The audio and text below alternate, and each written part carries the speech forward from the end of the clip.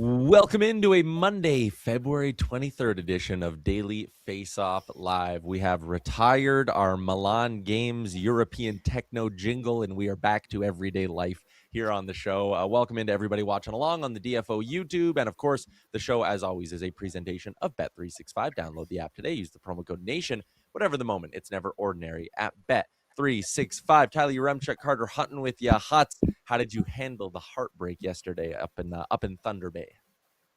I'm still learning how to deal with it.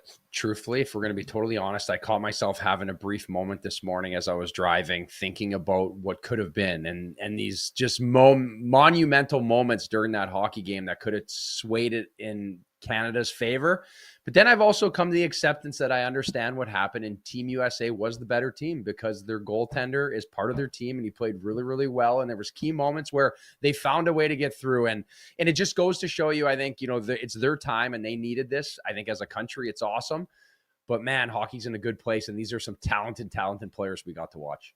So we're going to kick off the show with a little bit more talk about what went down yesterday over 24 hours ago now. 28 hours ago is when that puck dropped in Milan. We're going to talk about that. Then we're going to flip the page and, start talking about the NHL because playoff pushes are underway. Every team in the league, less than 30 games to go in the regular season, less than 2 weeks until the trade deadline and the trade freeze has been lifted. Josh Getzoff, play-by-play voice of the Pittsburgh Penguins, is going to join us for our big segment. But like I said, let's kick things off with the red, white, blue, and gold performance from the Americans in Milan. And listen, there's no better place to start than between the pipes for Team USA. And we talked about it. We gushed about Connor Hellebuyck yesterday on our post-game show with Johnny and Jeff Merrick. But the numbers that have kind of come out in the last 24 hours, our friend Brock Sagan had the expected goals from Sports Logic, 5.6 to 2.7 in favor of Team Canada in all situations. They had 5.6 expected goals, 4.45 of them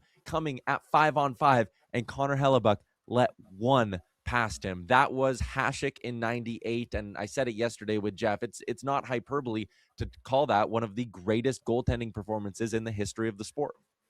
Yeah, it was unbelievable too. And a guy that has had so much pressure and so much question marks about him being good in big games and finding a way to break through was the biggest difference maker, in my opinion, for this Team USA on a team that was built on a back end that we thought would just try to slow down Canada, would block up the middle. It didn't go as planned, I think, when you think about the way they drew it up, right? But then you circle back to the Four Nations Cup where I thought Team USA was the better team in that game, where in this gold medal game, they clearly weren't, right? From start to finish, Canada dominated. I thought they got a ton of speed through the neutral zone, made it hard on Connor Hellebuyck, but he was there every single waking moment of this task too. And you hear him talk a lot beforehand, a very confident goalie, a very cerebral person in general, and the way he talks with confidence. And it's almost like he builds himself up. So when he's in those moments, he is between the ears. He has it ready to go. And he was unbelievable. The saves on Devon Toews will go down as one of the greatest saves in the history of hockey. Truthfully, that was unbelievable. And from there were so many key moments where he made big saves and big stops.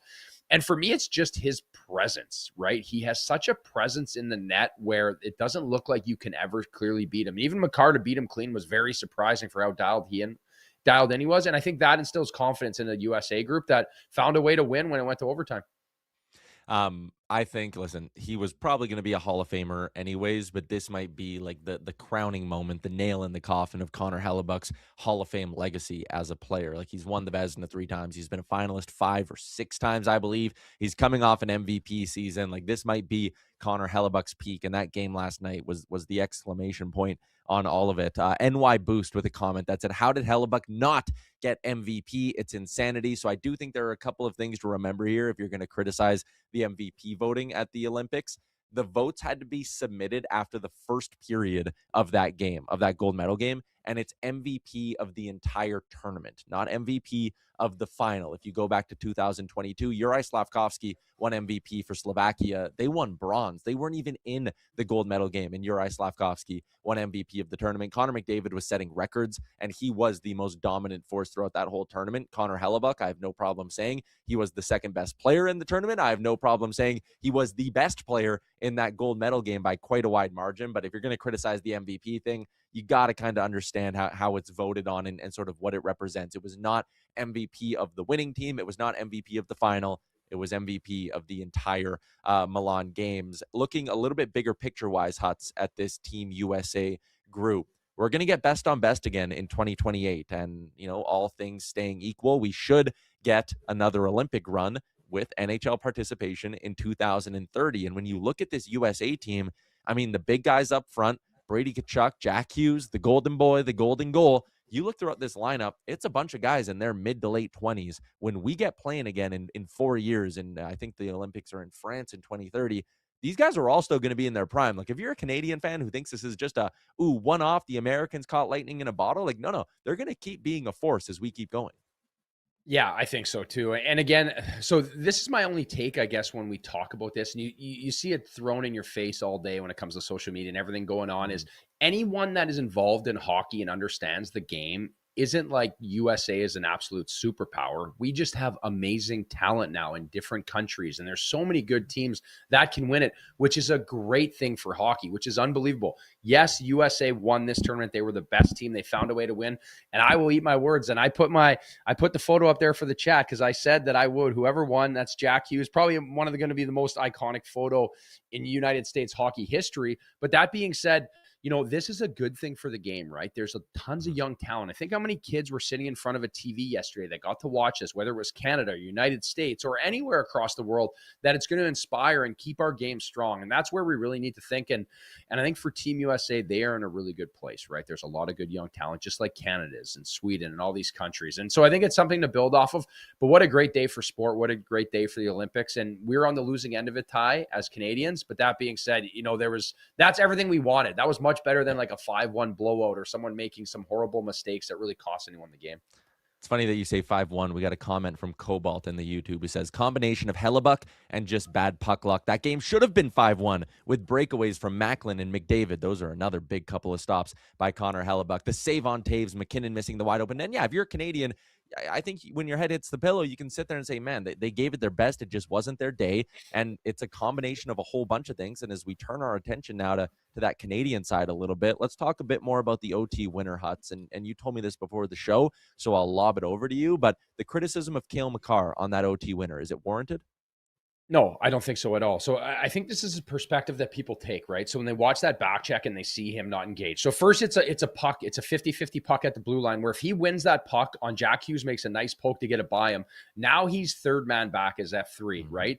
McKinnon is there. The play that really counteracts to what Makar does is the fact that McKinnon doesn't just go at him right away. He kind of delays for a split second when he is on the puck and he could have got possession, which delays Makar because Makar thinks that puck's going to turn over and go the other way. So it's risk reward at that point. And I think you could point a lot of fingers, but 3-on-3 is a game of chances and opportunities. And I think Cale Makar was trying to read off his teammate, Nathan McKinnon, who 99% probably of the times during games where he's played with Makar is going to just win that puck from Werenski or go at it a little bit harder. So it's one of those ones that you can read and react, and we're going to be able to dissect every single waking moment, stride, everything that had gone on. It was just a great play by the U.S., and they found a way, and Jack Hughes, knowing Jordan Binnington is an aggressive goalie, gets the puck, and when you watch his release, it looks like it's going high. Binnington is down and he lifts his leg and his pad, reacting to the stick blade coming up, and the puck goes low, which is a deceptive shot. So hats off to Jack Hughes and Werenski for making it happen. That's a good little bit of insight right there from a former goaltender looking at the stick blade. But you're right, like that's the kind of stuff Binnington would have been processing in the moment. Knockout Panda, how hampered was McKinnon? Guy didn't have his normal pace. And I think that's a fair critique of McKinnon is like, one, again, he might have been playing through something. I have a funny feeling he was super sick throughout this whole tournament when you look at just kind of how pale he was and how non-emotional he was at some moments. But when you think of McKinnon, physical beast, like a bull in a china shop, right? And on that OT winner, not only does he make a very indecisive and passive decision to not go after that loose puck, but he kind of gets thrown off the puck right after by Zach Werenski as well. Like that was a very unlike Nathan McKinnon thing. One more just on this tournament, because Connor McDavid, again, getting some heat in our chat. MVP of the tournament was -2 in the gold medal game. What a joke. And there's been some talk about what is Connor McDavid's legacy? What does this mean for Connor McDavid's legacy? He's held pointless in 2024 in Game 7 of the Cup final. They lose the Cup final in 2025 once again to the Florida Panthers. And then you have this game here where, again, he misses on the breakaway. He doesn't find the score sheet. One goal would have been enough to win gold for Team Canada. He has that, we'll call it hero ball moment in overtime where he tries to take on the entire American team. I sit here and say, in a tournament that was best on best, Connor McDavid was the best of the best. I don't think this is going to negatively impact his moment or impact his legacy, even though I can recognize, like, damn, we're sitting here 10 years into his career and he's got no hardware outside of individual accolades. Yeah, I think it's crazy. I think it's such a glass half empty look, when you talk about sport and you talk about the way that these guys perform. And again, this isn't like he's just going out to the freestyle slopes and doing a bunch of flips and winning gold medals on his own. Like, this is a team sport and there's like fragile moments in a game and you need to win as a group and lose as a group. But he brought it. He pushed the pace all game in the finals. He created so much offense.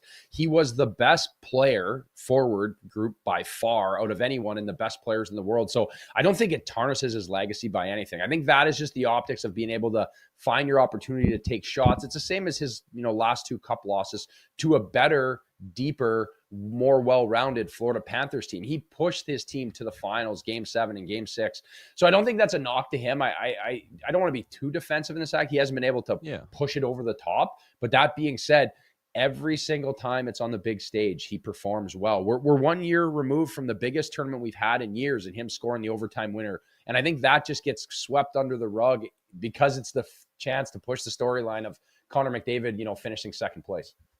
So I talked about how with Team USA, it's a group that will largely stay together when you look at the core, and they're going to add some good young players over the next few years as well. When you look at Team Canada and maybe the reason to believe that things will get better for them, there are 3 names that I think I would throw your way. Number 1 is Matthew Schaefer. Number 2 is Keaton Verhoff, who could very well be, or he is in the conversation for the first overall pick. He could be the first overall pick. And the other name is Landon DuPont, who's playing in the WHL right now and could very well end up being one of, again, like an impact puck moving defenseman. Like, there are some D-men coming for Team Canada, and I think that's important to kind of remember here. Like, there is a future pipeline in Canada. What's Connor Bedard in 4 years? All these reasons. Again, maybe this is a bigger conversation, and I know we're running a little bit behind on time here, but again, there's no reason to panic and have a big summit if you're Hockey Canada. I think you can just recognize that, again, you lost 1 game here, but it was still a decent tournament for you. As we close the book on the Winter Games, let's start circling and focusing back on the NHL. Huts, we'll be quick with this because I know our guest is getting ready to join us in a couple of minutes here. But back in the NHL groove, Carter Hutton, give me one NHL team that you are most excited to watch down the stretch here in the regular season. You know what? For me, it's going to be the Buffalo Sabres. I just think this is such an exciting time for them. You just have Tage Thompson coming back with his gold medal, the amount of pressure, the amount of hype that's going into this team. This is a team for me I am going to keep eyes on. I think for the Buffalo Sabres, it's kind of now or never. And I think the pressure is on, but the excitement is up in Buffalo. And I don't think there's probably a fan base across the league that's more excited to see their team come out and play well to start because of the implications that they've led into in their last little run since the GM change, Ty. Yeah, I mean, listen, Buffalo's squarely in a playoff spot right now, 70 points in 57 games. That Atlantic division is going to be very, very tight. There's a bunch of teams that I kind of like wrote down as my options or candidates to pick for this question. How about the teams in the East that are on heaters? Tampa Bay's won 5 in a row. Columbus 9-1-0 in their last 10. They won 7 in a row going into the break. And even when you go out, Toronto won 3 in a row. The flip side of these winning streaks are some losing streaks. Edmonton sputtered 3 straight losses before the break.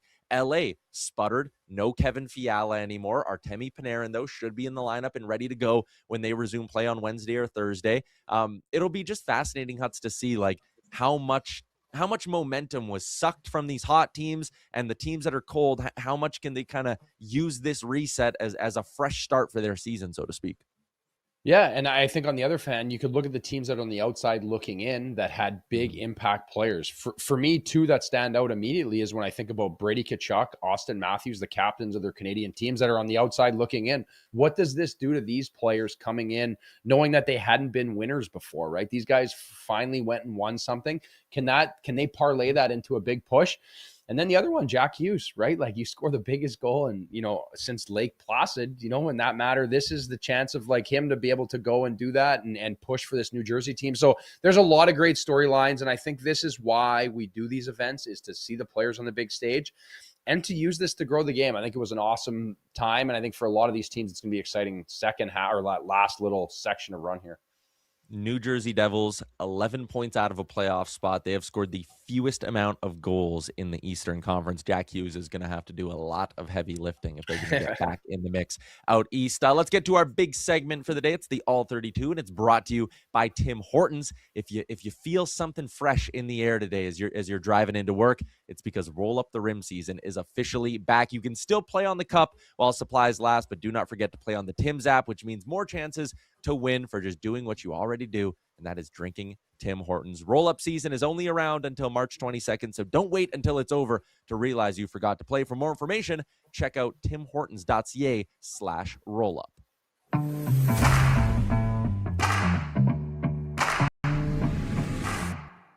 Josh Getzoff from Sportsnet in Pittsburgh, play-by-play voice of the Penguins, joins us. Josh, appreciate your time. And as we kind of blend back or get back into the NHL season, let's blend an Olympic storyline and a Penguin storyline. You knew this one was coming. How worried are the Pittsburgh Penguins about the status of Sidney Crosby? Yeah, guys, great to be on with you. And I think worry is a fair word. I think panic is probably not the correct term at this point. Everyone saw him the other day in Milan and during that gold medal game, so I think that was good because we hadn't really seen him for a couple of days. So to see him in uniform, to know that he was at least upright, that was good news. But I think from the Penguins' perspective, the reality is they understand that there is an injury here. It might take a little bit longer than anybody wants it to. I don't know anything about timetable or anything like that. Ironically enough, I'm actually going to be with Penguins head coach Dan Muse later today to record our show that we do bi-weekly here in Pittsburgh. So there's a possibility there may be a little bit more information that comes from that as far as the status of Sidney Crosby. But I do think there's an expectation that he probably will not be in the Penguins lineup, probably stating the obvious there coming out of this Olympic break. But I don't think there's a necessary panic that it could potentially be, the remainder of this regular season or anything like that.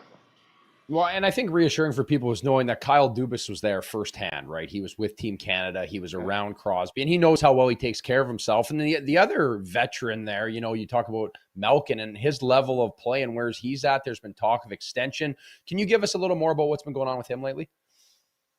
Yeah, well, the whole plan was, guys, that he was supposed to meet with Kyle Dubas, Evgeny Malkin, and his agent over the course of the Olympic break, which I always thought was kind of funny because, Hutz, you mentioned it there. I mean, Kyle Dubas was at the Olympics. He was with Team Canada the entire time, so I don't know where the moments were potentially carved to meet there. As far as this time that we're speaking here in Pittsburgh, there has not been any update, where it pertains to Evgeny Malkin staying with the Penguins or if there is any kind of movement on a contract extension.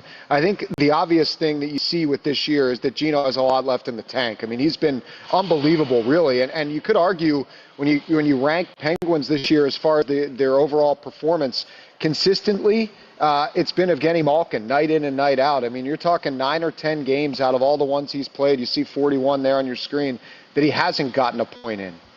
He's pretty much been on the score sheet every single night this entire year, and he's anchored a heavier load than I think maybe people anticipated him doing coming into this year based on the last couple of seasons. But he's been awesome. He's given them every reason to keep him around. And he's also, not been shy. As we all know, Malkin is never shy about his thoughts about certain things, to vocalize that he wants to stay here, that he wants to continue to play.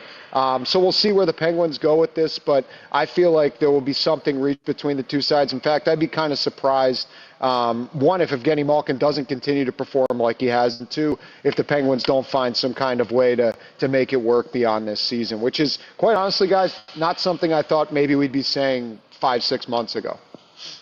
Over a point per game this season. It has been incredible from Gino. Let's talk a little bit of trade, then we'll get back to the on-ice product maybe before we let you go. But I'm looking at their Puckpedia, a lot of pending UFAs, obviously not just Malkin, but some other guys that I think at the beginning of the season, we all would have went, oh yeah, they're locks to be traded at the deadline. Do you think it's a lock that Kyle Dubas unloads all of these UFAs, or does he view some of them as maybe internal rentals, so to speak? Yeah, I wonder how much the pivot becomes of immediately unloading guys to trying to see if there's a solution beyond this season to keeping guys in the fold. And, there are a couple that come to front of mind when you think about that. First and foremost for me, the biggest question mark is, as far as that's concerned, is Anthony Mantha, because when you look at it and you look at the season he's had for the Penguins, coming off the torn ACL, played just 13 games last year for Calgary. He's already at 20 goals. He's going to hit 50 points. He potentially is going to set new career marks in both of those categories this year. And I wonder about there potentially being a 2 or 3 year offer that maybe gets thrown at Anthony Mantha to try to keep him in the fold with a slight pay bump. Again, things that I'm saying to you guys right now that 5 months ago you'd be kind of laughing at when you saw the signing. You thought, okay, that's a flip at the deadline, but he's been really good. And the Penguins obviously have been right in contention this entire year as well, with him being a big part of it. So he's one guy that I'm curious about. I do wonder too, just in the goal for the Penguins. Obviously, they already made a big trade earlier this year with Tristan Jarry going to Edmonton and Stuart Skinner and Brett Kulak coming back to Pittsburgh. But when you really look at the big picture for the Penguins, you have Artur Shilov's already in the battery this year as far as the goaltenders. He's a restricted free agent after this year, and I have every reason to think he'll stay in Pittsburgh. Two young guys right behind him in the pipeline, and Sergei Murashov, who's like 22-6 or some kind of outrageous number with Wilkes-Barre this year and has seen a little bit of NHL action. And then there's Yoel Blomqvist as well, who's battled some injuries but is steadier now and is getting some repetition at the minor league level for the Penguins and has also seen some NHL action as well. So I wonder about Stuart Skinner possibly not finishing this year in Pittsburgh. Basically, that's my long way of saying that he could potentially be on the move again as it pertains to this team. But I think when you look at it, Kyle Dubas and this group, they've signed some low-risk contracts, and they put themselves in a situation, whether it's a Shilovs, whether it's a Chinikov, that these guys are RFAs, and they control, the next move as far as how long and for what term they'll be Pittsburgh Penguins. Yeah, because, that's what I was going to get to. Like, Skinner's been so good, right? He's in his last 10, he's 8-1-1. He's been a factor. Do you think with this team and these few trades, and I guess maybe the lack of expectations this year, what would lie as a successful season right now in Pittsburgh? Is it just to make the playoffs, or is it to push, or like where do you peg the rating of this year?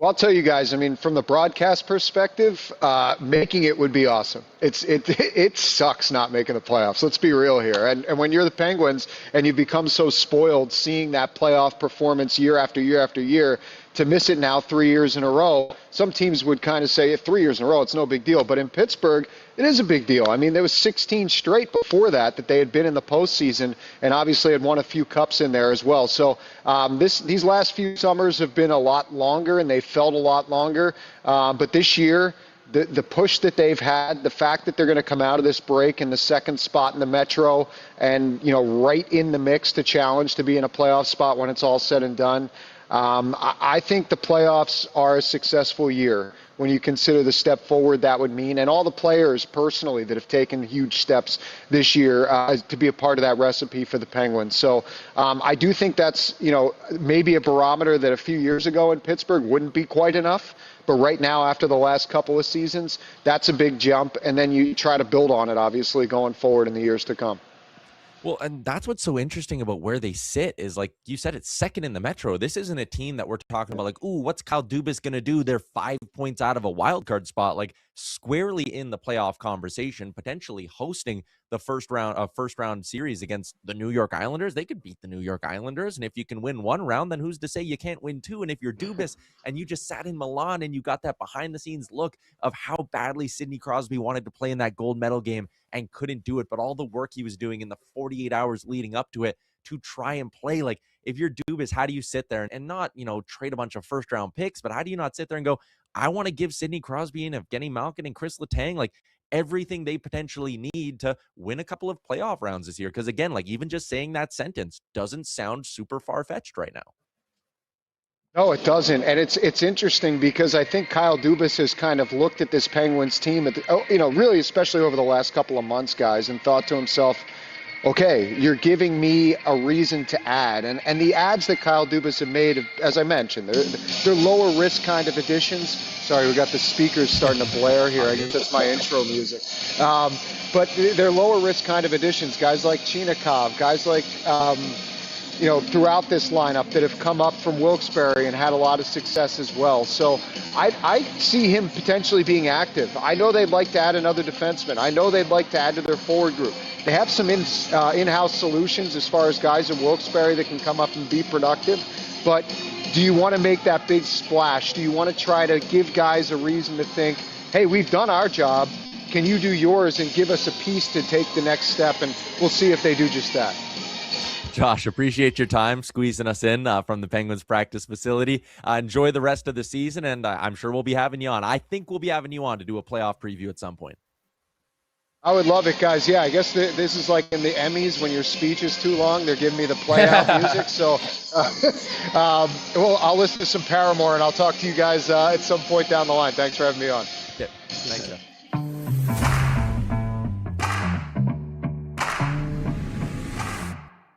Oh, that was great. The one thing that Kyle Dubas does have, Huts, to be fair, if we want to continue this conversation, this upcoming summer, $52.9 million in cap space for Kyle Dubas. He has 2 second-round picks in each of the next 4 drafts. He has 2 third-round picks in each of the next 3 drafts. He owns his first-round pick in each of the next 4 drafts. Like, again, the cupboards are relatively bare still from a prospect's perspective, and I don't think it'd be wise for them to go deal off a bunch of first-round picks unless you're getting into a Jordan Kyrou, Robert Thomas type of trade. But, like, damn, they have so much money that the idea that Dubas can't try to find a way to keep this team competitive for the next couple of seasons with Sid in the mix, I think he should be able to do that.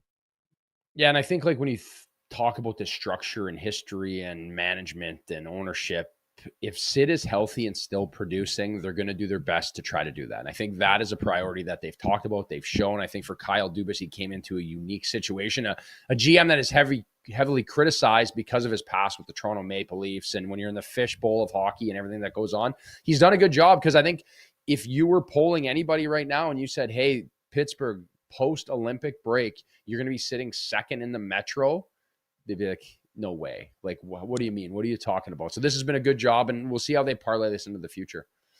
Daily Faceoff inbox question, hashtag askdfo. I have one that I want to throw your way. Jeff Merrick, our friend, of course, from The Sheet and the DFO Rundown with Jason Gregor, saying yesterday that he wouldn't be surprised if, and I'm paraphrasing a little bit, but he said he'd not be surprised if the Panthers moved on from Sergei Bobrovsky, who is a pending UFA, comes with that $10 million cap hit.